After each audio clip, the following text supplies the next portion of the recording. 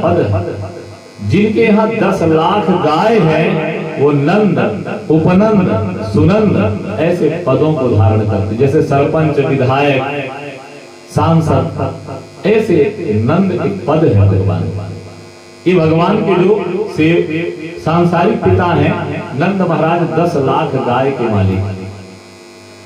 इसलिए नंद बाबा 80 वर्ष के समझ लीजिए हो चुके, और आज तक इनके संतान नहीं हुई। नंद महाराज सामंत हैं ब्रजमंडल के। जब ब्रजमंडल के लोगों को पता चला, ठीक उसी प्रकार की परिस्थिति है जैसे दशरथ जी की थी। चौथे पर पायो सुत चाहिए। 80,000 वर्ष की एक चौकड़ी होती है। 60,000 साल में दशरथ जी महाराज जी के यहाँ पुत्र पैदा हुआ बुढ़ापे में।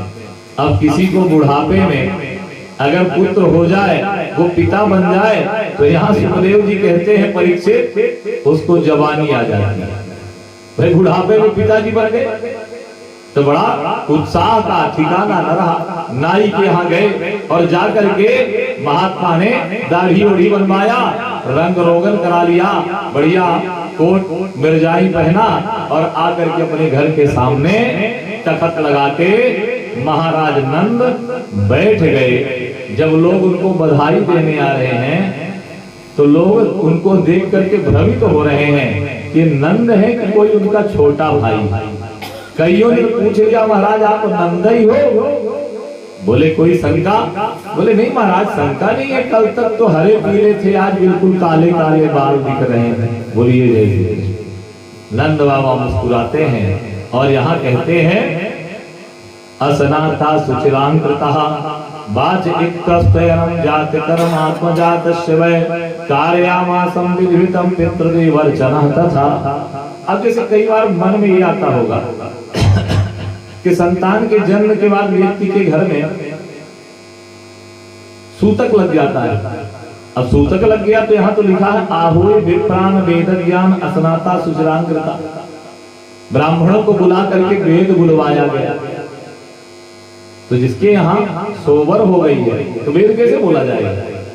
शुद्धिकरण तो है नहीं, पर हमारे वेद, हमारे पुराण कहते हैं कि वेद बोला गया। तो वेद क्या बोला गया?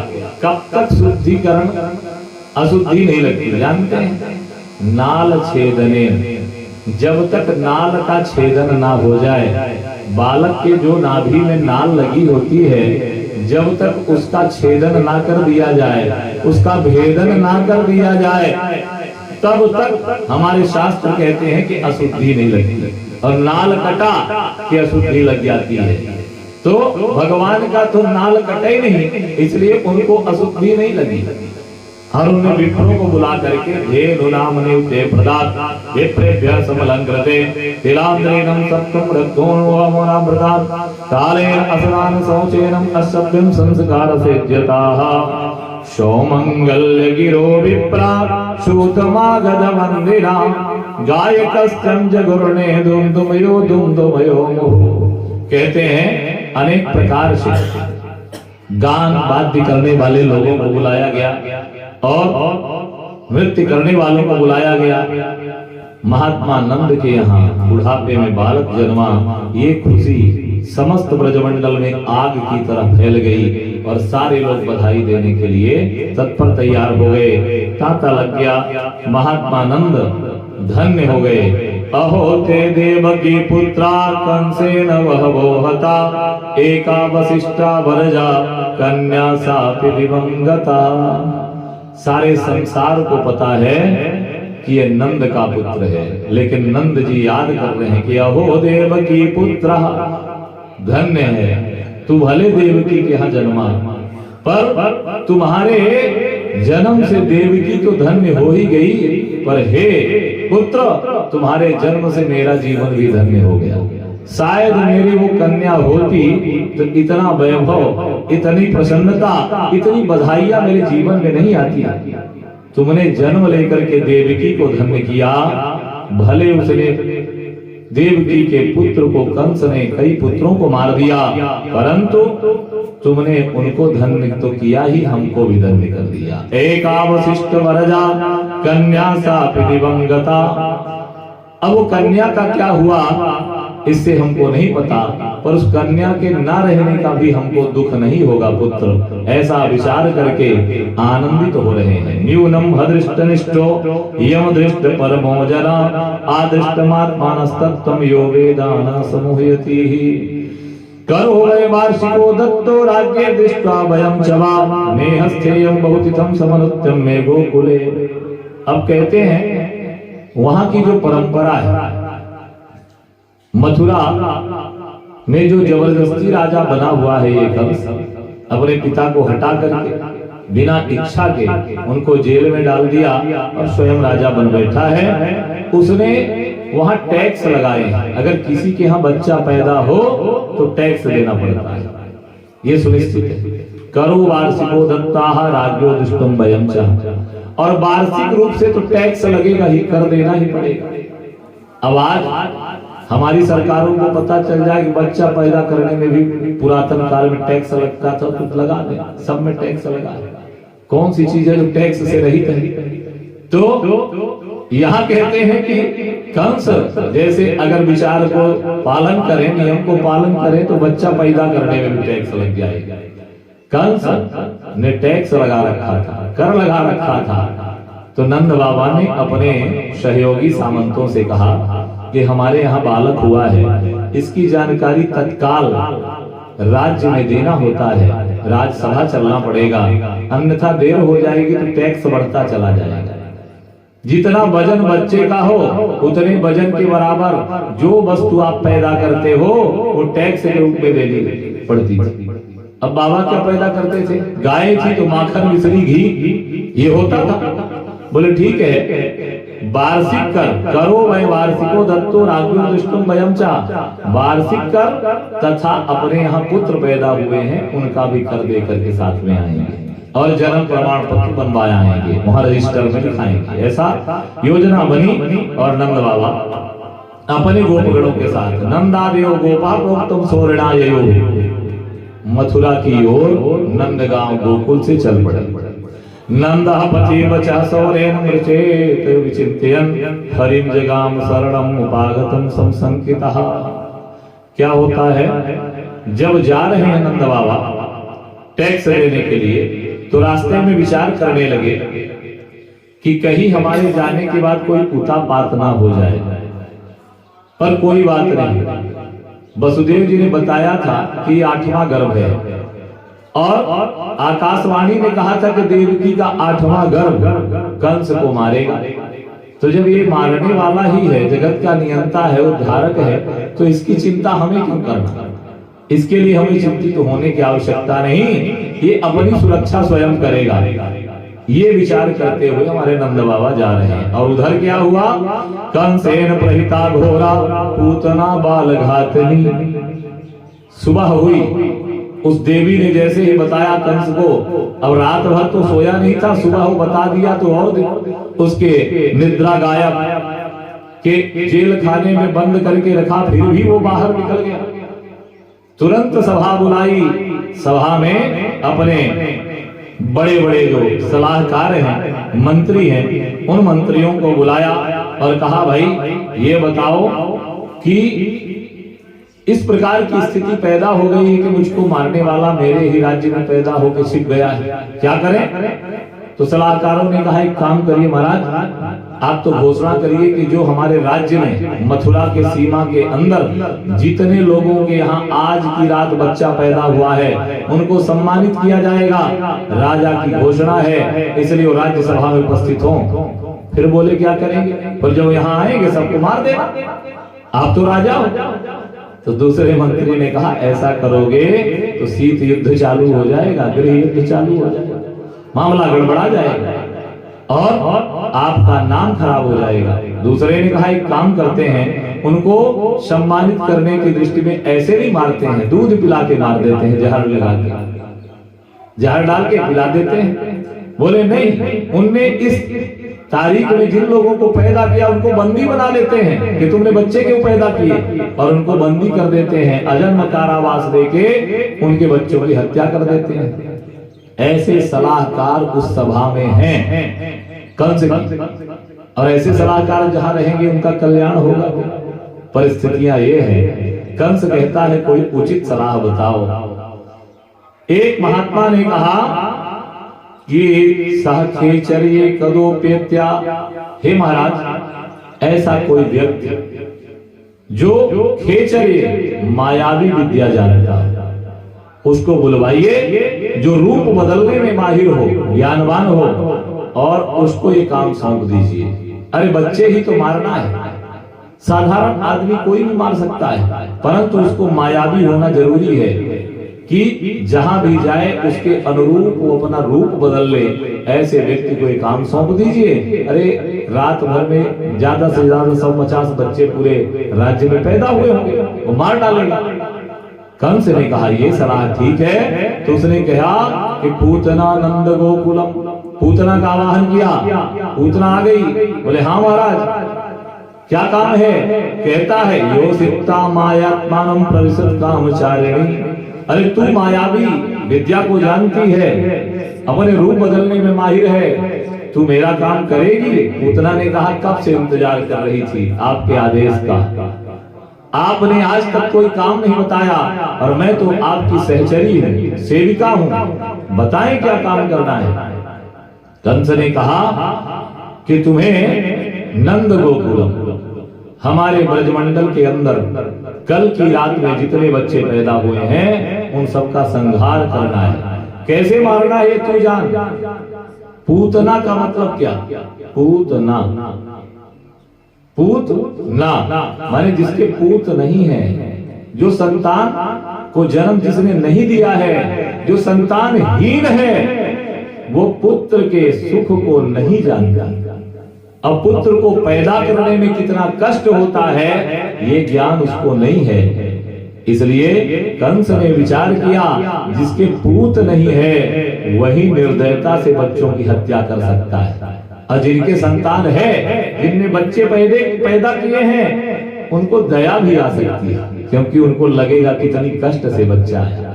और पूतना, इसके तो पूत ही नहीं है, तो ये बड़ी निर्ममता से मारेगी। एक तो राक्षसी है और दूसरे संतानहीन है, किसी के बच्चे को मार देने में तनिक भी दया नहीं बरतेगी। इसको आदेशित करके वो भेज देता है, ये निकल पड़ी हत्या करने। तम केशवबंध सिक्तम मल्लिकाम बृहन्नितम बस्तन कृक्ष मध्यमाम शुभाससं कंपित कर्णभूषणम त्रिशूललसत कुंडलमंडितानाम। 3 श्लोकों में पूतना की सुंदरता का वर्णन कर दिया। मानो ये किसी ढंग के ब्यूटी पार्लर में गई और वहां सज धज गई, ऐसा वर्णन किया है। माने विश्व सुंदरी बन गई। सुवास संकंपित कर्ण भूषण, कान के आभूषण, नाक के आभूषण, बल बुद्धि स्मित मंगिता, जो भी देखे तो मोहित हो जाएगा। ऐसा रूप, ऐसा काम कहाँ होता है आज के जमाने में ब्यूटी पार्लर। वो सज धज के बिल्कुल सुंदर बन के, सारंगी उरंगी लेके, माथे पे उसने खिलौने रखे और निकल पड़ी। विबुध्यंतम बालका मारिकग्रहम चराचरात्मसं निमिर्देक्षणाः अनंतमारोप्य कंबगम यथोरगम सुत्तम बुद्धिरज्जुधि। क्या होता है? यह मारने का संकल्प बच्चों को। ब्रजमंडल में वह घर घर जाती है, पता लगाती है किसके यहाँ कल की रात बच्चा पैदा हुआ।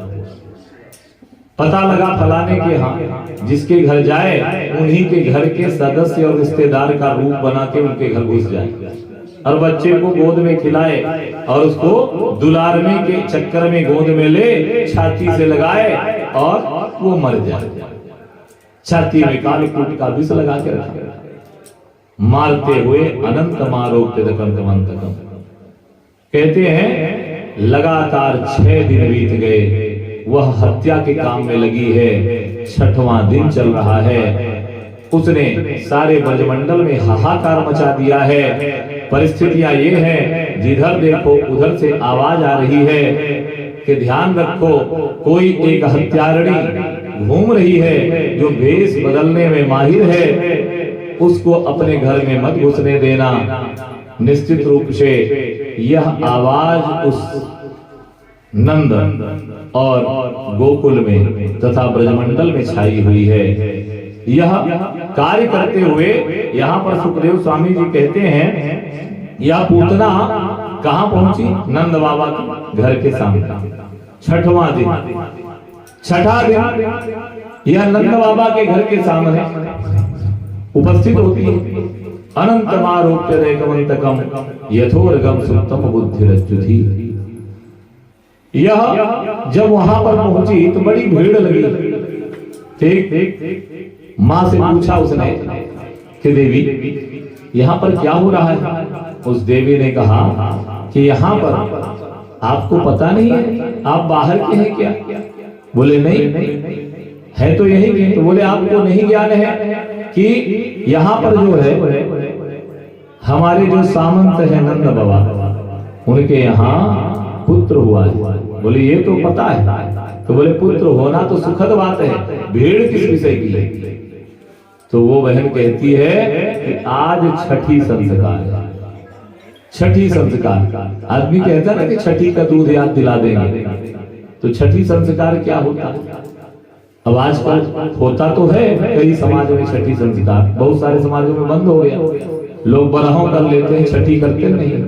पर छठी संस्कार होता क्या? वास्तव में छठी संस्कार होता यह है कि 6 ऐसी माताएं जिनके गोद में बच्चे हो, बच्चे के जन्म के 6वें दिन उस नवजात शिशु को दूध पिलाती है और इसके बाद माँ दूध पिलाने की अधिकारिणी होती है। ये छठी संस्कार है। और आजकल बच्चा जन्मा नहीं कि अमृत वाला दूध पिला दिया जाता है। और वो छठी संस्कार का मतलब है कि 6वें दिन पहला दूध उस बच्चे को दिया जाता है। अब 6 दिन तक क्या करते हैं? उसके लिए अनेक प्रकार की आयुर्वेदिक औषधियां उसको जो है दी जाती है, यानी दूध पीने के लायक उसको बनाया जाता है कि वो बालक अभी तो पेट से निकला है, तुरंत दूध पीने लायक है नहीं, 6 दिन में परिपक्व होगा, फिर छठी संस्कार के बाद दूध पिलाया जाएगा। तो उस देवी ने पूतना से बताया कि आज हमारे जो सामंत है नंद, उनके पुत्र का छठी संस्कार। तो इतनी सारी महिलाओं की क्या आवश्यकता? उसने कहा पता नहीं किसका भाग्य उदय हो जाए, नंद रानी जिसका नाम लेके बुला लेंगी वही माँ वहां पहुंचेगी और वह उनको दूध पिलाएगी। इसलिए वह छठी संस्कार का वह आयोजन है। इस बात को बताया। कहते हैं अच्छा, अब यह विचार करने लगी कि हमारे पास तो कोई बालक नहीं है, हमारा नाम तो लिया नहीं जाएगा, सबके गोद में बालक है, वो भी साल भर से छोटा, अब क्या होगा? बड़ा गड़बड़ है। यह विचार करते हुए पूतना वहां से धीरे से खिसकी और उसने हिसाब लगाया कि जिस दिन हमको कंस महाराज ने आदेश दिया था उस दिन के हिसाब से ये भी उसी दिन पैदा हुआ है, मतलब ये भी मरेगा। सब मर चुके हैं, बस ये बचा है, इसको भी आज निपटा के अपना काम पूरा करके मैं मथुरा के आज सभा में हाजिर हूँ। यह विचार करते हुए धीरे से वह भगवान के उस स्थली के पीछे, माने राजमहल के पीछे समझ लीजिए पहुंची कि तम तीक्ष्ण चित्तम अवतेष्ट चेष्टितम वीक्षन्तरं कोश परीक्षदासिवत वरस्त्रिया तत्प्रभया च धर्षिते निरीक्षमाणे जननी हतिष्ठताम्। घर के पीछे पहुंची। बड़े बड़े जो लोग हैं, राजा महाराजा हैं, उनके घर के पिछवाड़े भी बड़े होते हैं, खिड़की के दरवाजे। वह समझ गई कि सारे जो लोग हैं ये घर के बाहर हैं, सामने बैठे हुए, अब पीछे तो किसी का ध्यान होगा नहीं और वो दरवाजा खुला होगा तो उसका लाभ उठा करके मैं इस बच्चे का संहार कर दूंगा। यह विचार करके वह पीछे गई। भगवान ने देखा कि खिड़की का दरवाजा तो है, परंतु इस दरवाजे में हमारी माता जी ने हमारी सुरक्षा के लिए साकल लगा दिया है, अभी अंदर कैसे घुसेगी? मामला गड़बड़ है। भगवान ने अपनी माया से साकल खोल दिया और भगवान का जो पलना है वह वहीं पे रखा हुआ है पीछे के कमरे में। बस खिड़की के दरवाजे से अंदर प्रवेश करिए और बगल में भगवान का पलना रखा है, वहीं पे भगवान निरीक्षमाणे जननी हतिष्ठताम्। मानो कि भगवान भी जैसे एक भूखा बालक अपने माँ का इंतजार करता है कि माँ आए दूध पिलाए, वैसे ही निरीक्षमाणे जननी, भगवान भी अपने जननी स्वरूपा उस पूतना का इंतजार कर रहे हैं कि वो आए और हमको अपनी गोदी में उठाए। ऐसा भगवान इंतजार कर रहे हैं। क्यों? अब भगवान की माया देखिए। भगवान श्री कृष्ण जिसके पैदा हुए उसका दूध नहीं पिया, जिसके घर पलने आए उसका भी पहला दूध नहीं पिया, अब किसी तीसरे का पहला दूध पिएंगे भगवान। इतने विचित्र इनकी लीला है। जन्म से ही इनकी विचित्रताओं का चिंतन। कोई भी बच्चा पैदा होता है माँ का दूध पिएगा, मासी का पिएगा, अगल बगल वाली महिलाओं का छठी में पिएगा, लेकिन छठी का पहला दूध पीने ये केशव किसका जा रहे हैं? ये कथा का रहस्य है समझने का। भगवान तस्मिन अस्तनम दुर्जर वीर मूलवणाम घोराम कमादाय शिशुर ददावथा। यह पूतना अंदर गई। भगवान ने विचार किया कि अगर पूतना को यही मार देंगे तो हमारे बाबा घर बेघर हो जाएंगे, इसलिए हम मारना उचित नहीं है। जैसे ही पूतना आई तो भगवान ने अपनी आंखें बंद कर ली। भगवान ने आंखें क्यों बंद की? प्रश्न ये भी होता है। कहते हैं भगवान पूतना को नहीं देखना चाहते। ऋषियों के कई प्रमाण हैं आंख बंद करने। क्यों नहीं देखना चाहते? क्योंकि भगवान भगवान है और पूतना है बाल हत्यारिणी, और हत्यारिणी का मुंह भगवान नहीं देखना चाहते, इसलिए आंखें बंद कर दी। एक महात्मा ने कहा ऐसा नहीं है, भगवान ब्रह्म है और वो जिसको देख लेते हैं वो उसका हो जाता है, उस परमात्मा का। तो पूतना से अगर भगवान की नजर टकरा जाती तो पूतना भगवान की भक्त बन जाती, इसलिए भगवान ने नेत्र बंद किए। एक विद्वान ने कहा पूतना है अविद्या और भगवान है ब्रह्म, और अविद्या पर अगर ब्रह्म की दृष्टि पड़ जाए तो अविद्या विद्या में बदल जाती है, इसलिए भगवान ने आंखें बंद कर ली। बहुत सारे मत दिए आचार्यों ने, परंतु भगवान ने यहाँ पर नेत्र बंद किए, ये बिल्कुल सत्य है। क्यों?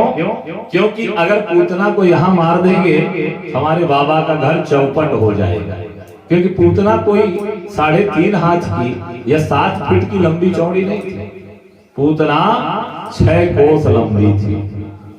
अब 6 कोस लंबी, एक कोस में कितने किलोमीटर? 3 किलोमीटर। अब 18 किलोमीटर लंबी थी, समझ लीजिए। तो भगवान ने विचार किया कि अगर इसका दूध यहाँ पिएंगे और हमारे बाबा के घर में मर गई तो घर द्वार चौपट हो जाएगा, इसलिए इसको यहाँ मारना उचित नहीं है। क्या करते हैं? भगवान ने उसकी बुद्धि को बदल दिया।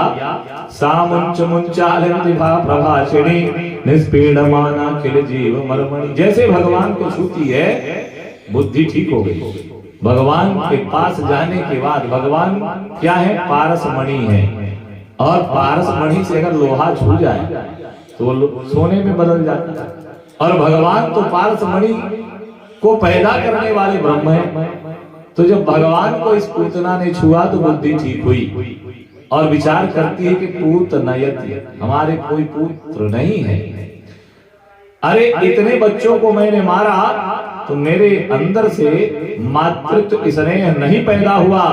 इस बालक को छूते ही मुझे लगता है कि मुझे भी माँ होना चाहिए था, और माँ होती तो ऐसे बेटा मेरा होता। तो चलो मारना तो है ही, पर कुछ देर इसको ले जाऊं, दुलार कर लूं, प्रेम कर लूं, मातृत्व वात्सल्य इस पर मैं उछावर करूं और फिर मारूं। बोलिए जय श्री कृष्ण। यानी कि दुष्टा के हृदय में भी भगवान के पास आने से मातृत्व स्नेह पैदा होता है, और यह भगवान को लेकर के जंगल की ओर भागी। और भगवान यही चाहते थे कि जंगल की ओर जाए तो हमारे बाबा का ये राज्य, बाबा का ये क्षेत्र, इनका घर और इनके गोपालों का घर बच जाए। नहीं तो 18 किलोमीटर लंबी है, मामला गड़बड़ा देगी, मरेगी तो। जंगल की ओर भाग गई। जंगल में जाकर के भगवान को दुलार किया, भगवान को सहलाती है, कहती है उठ, नेत्र खोल। अरे मरना तो है ही, तो तू एक बार तो आंखें खोल के देख ले। भगवान ने आंखें नहीं खोली, कुछ देर तक दुलार किया। मरने का समय उसका नजदीक आ गया। भगवान को अपनी छाती से लगाया। भगवान को छाती से लगाते हुए वो कहती है कि एक बार तू देख लेता तो ठीक था।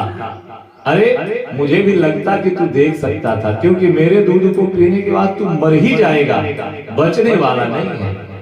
भगवान मुस्कुराते हैं पर आंखें नहीं खोलते हैं। तस्मिन अस्तनम दुर्जर वीर मूलवणाम भोरांकमादाय शिशुर्ददावथा गाढ़ं कराभ्यम भगवान प्रपीडयत् तत। सुखदेव जी क्या कहते हैं कि प्राणै समम रोष समन्विता पिबत। क्या करते हैं भगवान श्रीमन नारायण की देखिए लीला। भगवान दूध कैसे पिएंगे, उसके दूध तो है ही भाई, पालक वाली माँ तो है नहीं कि भाई दूध उसके निकलेगा। फिर खून भी भगवान नहीं पिएंगे, कोई किलनी तो है नहीं कि भगवान चिपक करके किलनी की तरह खून पी लेंगे। जो कहे भगवान क्या वो भी नहीं पिएंगे।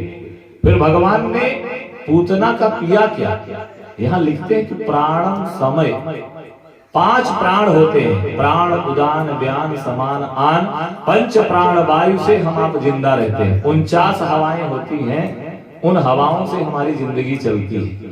धनंजय नाम की वायु होती है, जब वो सिद्ध हो जाती है तो योगी जन अपने मस्तक को खोल करके और अपनी आत्मा को बाहर निकाल करके दुनिया में भ्रमण करते हैं और फिर वापस आकर के गगन गुहा से अमर झरे ऐसे योग को धारण करके सारी दुनिया में भ्रमण करके जो है आते हैं और आपको वो सारी विषय को वर्णित कर देते हैं। कई बार चर्चा होती है महाराज श्री का जो उद्बोधन होता है कि गुरुजी ने ऐसा बताया, गए कहीं नहीं और बता दिया। वो योगी है धनंजय नाम की वायु सिद्ध बाबा जी। यहाँ पर जो स्थान आपका, हम तो और घटनाओं से नहीं परिचित हैं, पर एक आध 2 घटनाएं महाराज जी की हमको परिचित हैं। हमारे नाना श्री महाराज जी के साथ रहते थे और हम उस समय 8वीं में पढ़ते थे। जब बताया हम नाना जी के यहाँ गए थे तो नरसिंह दास जी महाराज जी, वहां हमारा ननिहाल है, जहाँ जो पनवार स्थान है उनका। तो हमारे नाना जी, हमारे मामा नहीं है, तो हमारे नाना जी उनके साथ ही रहते थे, श्री अयोध्या प्रसाद प्रयासी। अब वो बाबा जी के साथ गए कहा, माघ मेला में स्नान करने। बाबा जी और नाना जी हमारे ढोलक बजाते थे, उनको मंत्री जी कहते थे गांव के लोग। बड़ा व्यवस्थित सम्मान था उनका, कोई निर्णय हो गांव में तो वो निर्णय देने जाते थे और ये बाबा जी साथ में रहते थे वहां। तो वहां गए तो ये जो लोहे का पुल है जमुना जी का, नाना जी बताएं, तो उस पुल के बीच में जब पहुंचे तो महाराज जी कूद गए सीधे। अब कूद गए तो अब जमुना जी में कूद गए तो समझ लीजिए क्या स्थिति हो। अब हाहाकार मच गया वहां, सब पूरे जो इलाहाबाद की पुलिस है वो लग गई, सब हो गया। अब 3 दिन तक उनकी खोज चली, जाल डाला, ये किया वो किया, कुछ भी नहीं हुआ, कहीं कुछ मिला नहीं। नाना जी बड़े परेशान, उनका जो भी लगोटी कमंडल जो भी उनके पास था वो लिए थे। अब वो लिए हुए जहां भी जाना था उनको उस स्थान में पहुंचे। जो उनके पास पैसा था उससे साधु समाज को इकट्ठा किया, वहां उनके लिए पिंडदान किया, भंडारा किया, मुंडन कराया। 7-8 दिन तक वहां रुके, उनके लिए भंडारा दे करके जो पैसा वैसा घटा तो वहां के गांव के जो सरपंच थे, छोटकऊ ठाकुर करके थे, उनको बुलवाया और बुलवा के सब कर दिया। कर कुरा के वहां से लौट करके आए 10वें दिन कुटी आश्रम में पहुंचे तो महाराज जी तखत में बैठे, तखत में सामने बैठे और देखा तो लगे वहां से चिल्लाने, क्यों रे पैसिया, हमारा पिंडदान करके आया है। महाराज जी का उद्बोधन, मुंडन कहा किया है, भंडारा भी कराया, सब खर्च कराया। कहने का मतलब यह है, ये योगियों के लक्षण। योगी के विषय को भगवान भी नहीं जाने, भगवान भी उनसे हारे। योगी भृगु के प्रहार को भगवान ने अपने हृदय में धारण कर लिया। ईश्वर अंश जीव अविनाशी है तो ईश्वर के अंश, पर उनने भगवान को भी जीता। और जब उनने प्रहार किया तो भगवान ने अपने सीने पे उसको ले लिया और कहा कि हे महात्मन, तुम्हारे पैरों में कठोर छाती का प्रहार तो नहीं लग गया? अरे तुम्हारे कोमल पैर और मेरी ये कठोर छाती, इसके टक्कर से कहीं दर्द तो नहीं हुआ? ऐसे भगवान, ऐसे इनका चरित्र है जो कि किसी को भी मुक्त करने के लिए हमेशा तत्पर तैयार रहते हैं।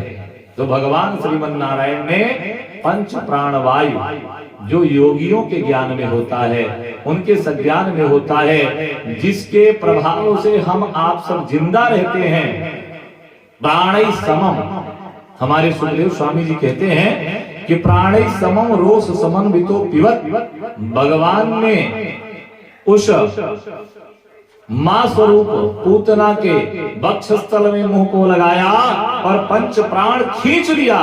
वो कहती है मुंच मुंच मुंचलविनी प्रभासिनी निष्पीड़िया अखिल जीव मरमणि, छोड़ मुझको, तू मेरे को मार रहा है, प्राण खींच रहा है। भगवान विविध नेत्रे चरणों भुजो मोह, भगवान अब मुस्कुराए कि पूतना मैं तो किसी को पकड़ता ही नहीं, और जिसको पकड़ता हूं ना उसे छोड़ नहीं सकता।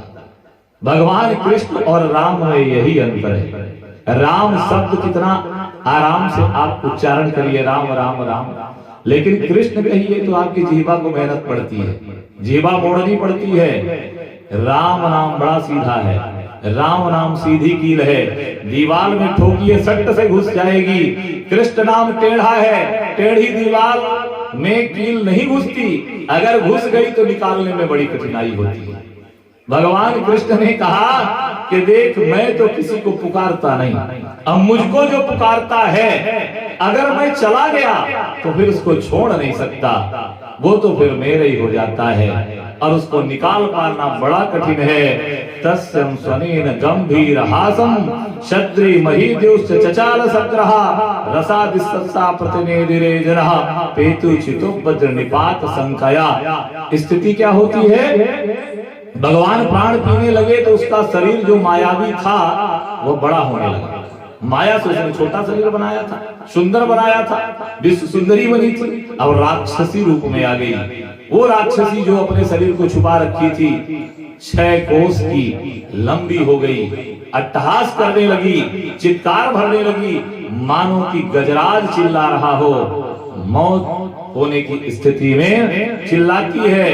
वज्र हतो वृत्ता इवा पतन नृपः, कहते हैं जैसे वृत्तासुर के ऊपर इंद्र ने प्रहार किया था और वह अट्टहास करके धरती पे गिरा और मृत्यु हो गई, उसी प्रकार से आज पूतना अट्टहास करती है और वह धड़ाम से गिर पड़ी, मानो कि कोई पहाड़ टूट करके गिर गया, इतनी जोरदार आवाज हुई। वज्राहतो इव वृत्ता इव पन्नपाहा, और वह धड़ाम से गिरी, गिरते ही उसकी मृत्यु हो गई। भगवान उसके प्राण को पी गए, इसका मोक्ष कर दिया भगवान ने। कहते हैं सुखदेव स्वामी जी ने जब ये विवत्स घटना बताई तो परीक्षित जी ने विचार किया, सोचने लगे कि ये भगवान कैसे हैं, पैदा वहां हुए, यहाँ पर उत्सव मनाया जा रहा है, छठी संस्कार का दूध पीना था तो ये राक्षसी का पीने यहाँ चले, ये कैसे भगवान है? ये जब सोच ही रहे हैं तो सुखदेव जी तो योगी हैं, वो समझ गए। सुखदेव जी ने कहा तुम्हारे मन की जो बातें हैं मैं समझ गया हूँ, तुम्हारे मन में क्या चल रहा है? अरे तुम्हारे मन में है कि ऐसा भगवान ने क्यों किया, जानते हो क्यों? अरे ये भगवान बड़े विचित्र हैं, इनकी लीला ये सबकी इच्छाओं की पूर्ति करने के लिए पार ब्रह्म स्वरूप को धारण करके आए हैं। ये पूतना कोई और नहीं है। सुखदेव जी ने बताया कि ये पूतना महाराज बलि, जो प्रहलाद के नाती बैरोचन के पुत्र, जिनको भगवान ने 3 पग धरती में पाताल का राजा बनाया था, उनकी पुत्री, जिसका नाम है रत्नमाला। यह रत्नमाला जब भगवान वामन बन के आए तब विवाह योग्य थी। अब विवाह योग्य थी तो वह विचार करती है, भगवान को देखी और देखते ही उसके मन में आया कि जब कभी मेरा विवाह हो तो मेरे जब कोई पुत्र पैदा हो तो इतना ही सुंदर होना चाहिए जितना सुंदर ये वामन महाराज। अब क्या हुआ, थोड़ी देर में भगवान वामन ने दान पुण्य लिया और वामन से 53, 54, 55 होके तीनों लोक नाप लिया, उसके पिता को दरिद्र बना दिया। तब रत्नमाला ने विचार किया कि अगर ये मेरा पुत्र होता तो आज मैं अपने पिता के साथ में अपराध करने के दंड में जहर देकर मार डालता। बोलिए जय श्री कृष्ण। भगवान ने महाराज बलि को पाताल का राजा बनाया, रत्नमाला की तरफ देख करके मुस्कुराए और भगवान ने कहा रत्नमाला कुछ मांग, तो सिर झुका के खड़ी हो गई। क्या मांगा? भगवान ने कहा मैं समझ गया, तू कुछ नहीं मांगेगी, पर मैं तेरे मन की बात जानता हूं, तुझे वचन देता हूं कि तूने जो स्वप्न देखे थे, जो विचार किए थे, वो मैं पूरा करूंगा। तेरा पुत्र भी बनूंगा, जहर भी पीऊंगा। ये वचन है। भगवान ने वो वचन की पूर्ति करने के लिए आज जन्म लेने के बाद तीसरी माँ यानी पूतना का दूध पिया, जहर भी पिया, उसके पुत्र भी बने और उसका उद्धार कर दिया है। ये भगवान की लीला है। पृष्ठगर्भस्तुते बुद्धिमात्मनः भगवान परः। भगवान क्या करने वाले हैं, क्या उनकी लीला कोई नहीं समझ सकता। ये बड़ी विचित्र सी बात भगवान की। ऐसे भगवान ब्रजमाव्यदं वैकुंठयासीनं तं श्रियापति भुजां यज्ञ भुग पातो सर्वग्रह भयंकरः।